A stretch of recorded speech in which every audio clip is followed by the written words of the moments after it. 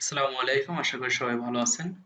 আজকে যে টপিকসটি দেখব সেই টপিকটি হচ্ছে এসএসসির আইসিটির 4th চ্যাপ্টার ওয়েব ডিজাইন পরিস্থিতি ও HTML এর।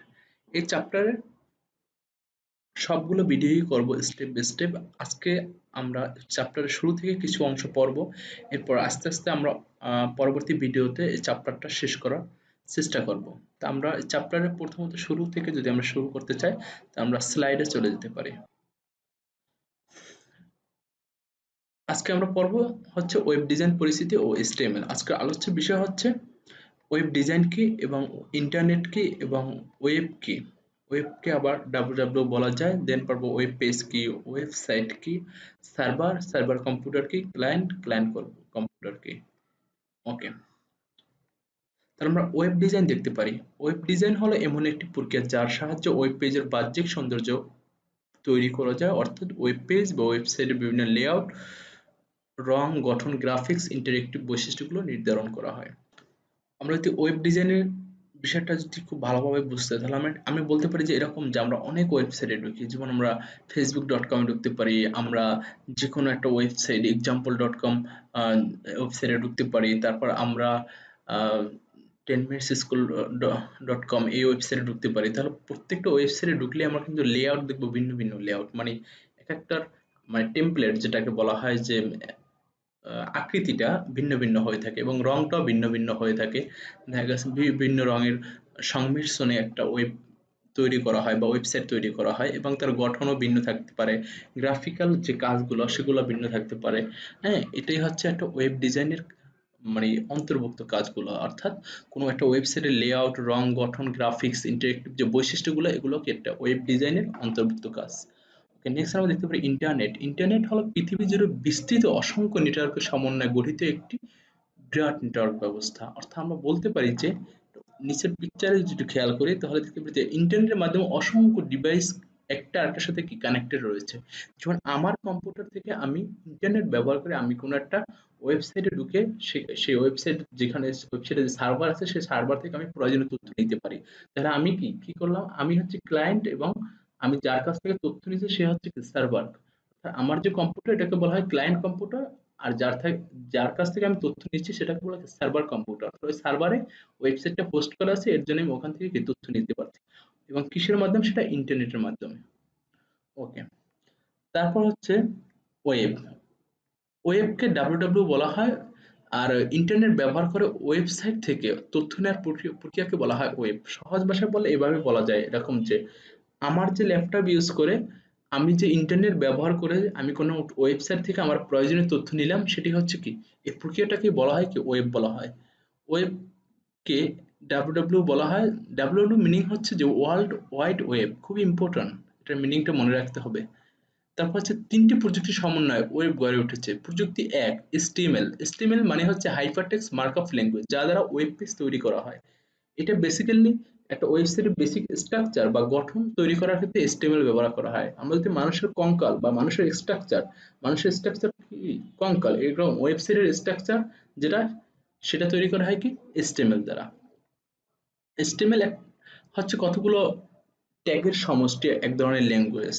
দেন হচ্ছে সেকেন্ড হচ্ছে HTTP, হাইপারটেক্সট ট্রান্সফার প্রোটোকল। অর্থাৎ HTTP হচ্ছে এক ধরনের প্রোটোকল যেটার মাধ্যমে আমরা ক্লায়েন্ট এবং সার্ভার কম্পিউটার ডেটা বা আদান প্রদান, বলতে আমি এটা বুঝাতে চাচ্ছি যে সার্ভার কম্পিউটার থেকে আমরা যে ডেটাটা নিচ্ছি এবং ক্লায়েন্ট টু ক্লায়েন্ট যে ডেটা আদান প্রদান আমরা করতে পারতেছি, এটি কি প্রোটোকলের মাধ্যমে আমরা পারতেছি। নেক্সট হচ্ছে ওয়েব ব্রাউজার। ওয়েব ব্রাউজার হচ্ছে আমরা যেগুলো ব্রাউজ করে সার্ভার থেকে আমরা যে ডেটাগুলো নিতে পারছি সেগুলো হচ্ছে ওয়েব ব্রাউজার। অর্থাৎ যে প্রোগ্রাম সার্ভার থেকে ডেটা রিসিভ ও অনুবাদ করে ক্লায়েন্টকে তার ফলাফল প্রদর্শন করে। সাপোজ আমার এখন জানা লাগবে যে কোনো একটা তথ্য জানা লাগবে, সেটা আমি ইন্টারনেটে সার্চ দিলাম। এটা সার্চ দিলাম কিসের মাধ্যমে, সার্চ ইঞ্জিনের জন্য। এবং এটা সার্চ ইঞ্জিন, এটা যে আমি কি যারা ব্রাউজ করতেছি, একটা ওয়েব ব্রাউজার দ্বারা ব্রাউজ করতেছি। যেমন গুগল.com একটা search engine, but Opera mini কি হতে পারে, একটা ওয়েব ব্রাউজার হতে পারে। আবার গুগল ক্রোম একটা কি ওয়েব ব্রাউজার হতে পারে। এভাবে ওয়েব ব্রাউজার এবং এগুলো নিয়ে আমরা বিস্তারিত সামনে আলোচনা করব।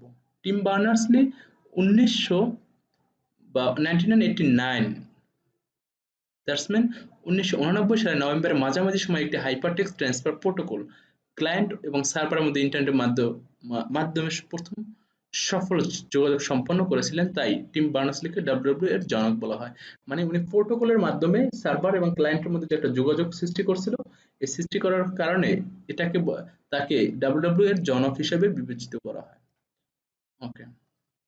ওয়েব পেজ হলো এক ধরনের ওয়েব বা ইলেকট্রনিক ডকুমেন্ট যা সাধারণত HTML হাইপারটেক্সট মার্কআপ ল্যাঙ্গুয়েজে লেখা হয় এবং বিভিন্ন দেশের সার্ভারে সেটা রাখা হয়, যেকোনো ইন্টারনেট ব্যবহারকারী ব্রাউজারের সাহায্যে ইউআরএল এর মাধ্যমে যেকোনো জায়গা থেকে এটিকে দেখতে পারে।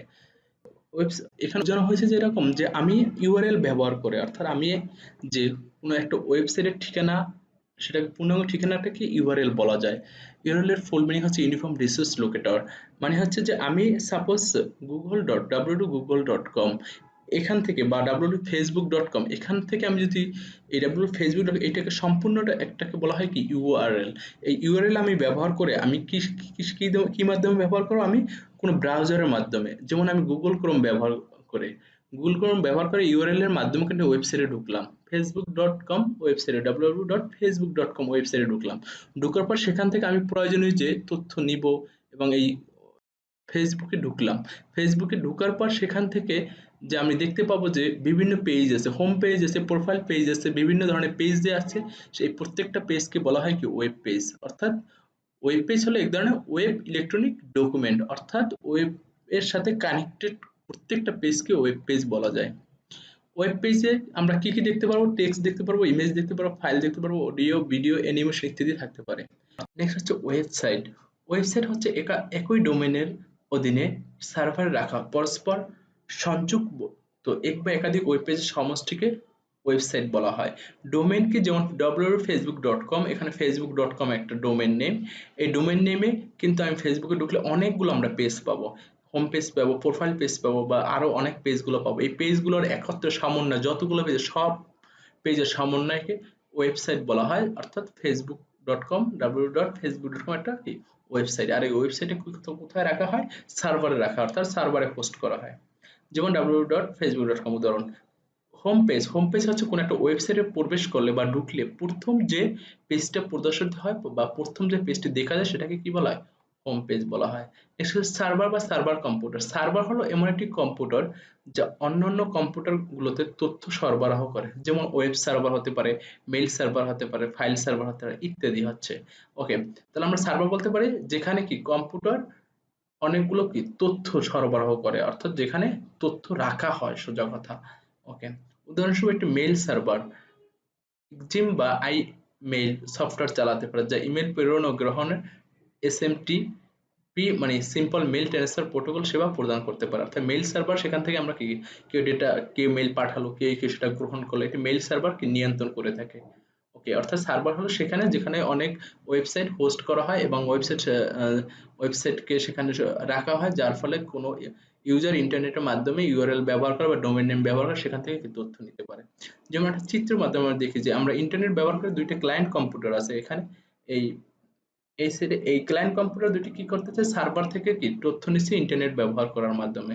তাহলে ক্লায়েন্ট কি? আমরা ক্লায়েন্ট বলতে পারি যে ক্লায়েন্ট হলো এমন একটি কম্পিউটার যা দূরবর্তী কম্পিউটার বা সার্ভারকে সংযুক্ত করে এবং রিসোর্স ব্যবহার করে, মানে প্রয়োজনীয় ফাইলগুলো সে সার্ভার কাছ থেকে নেয়। অর্থাৎ ক্লায়েন্ট একটা রিকোয়েস্ট পাঠায় ইন্টারনেটের মাধ্যমে সার্ভারকে, সার্ভার সেই রিকোয়েস্টটা অ্যাকসেপ্ট করে, তারপর যদি সেই সার্ভারে সেই ধরনের তথ্য থাকে তাহলে কি সার্ভার সেটাকে দিতে কি বাধ্য থাকে।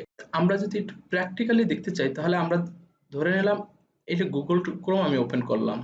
এই যে গুগল ক্রোম হচ্ছে একটা ওয়েব ব্রাউজার। এখানে ওপেন করার পর এখানে যে আমি লিখবো, এই লেখা বা সার্চ দেব, এই সার্চ দেওয়ার এই যে প্রক্রিয়াটা বা সার্চ যেখানে দেব সেটাকে বলা হয় কি google.com। বা আমি এখানেও কিন্তু এই গুগল এখানেও কি আমি সার্চ দিতে পারি, যেমন আমি দিতে পারি ফেসবুক লিখে সার্চ দিতে পারি।